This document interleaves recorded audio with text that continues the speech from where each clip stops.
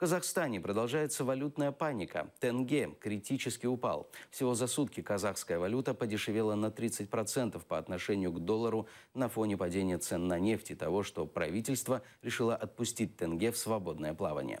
Большинство обменников закрыты, а доллары, евро и даже рубли в стране купить очень сложно.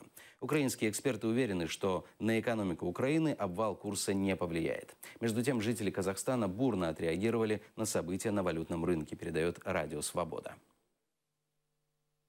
Я занимаюсь бизнесом, я просто натурально шутка, честно. И как человек, потребитель, то, что мы все зарплату получаем в тенге, сейчас будет все переводить на процент повышения курса, это будет вообще какой-то кошмар. Плохо, конечно, для нас. Все подорожает, когда доллар вырастет.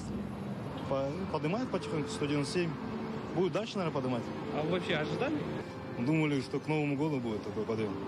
И думаю, что это еще не конец.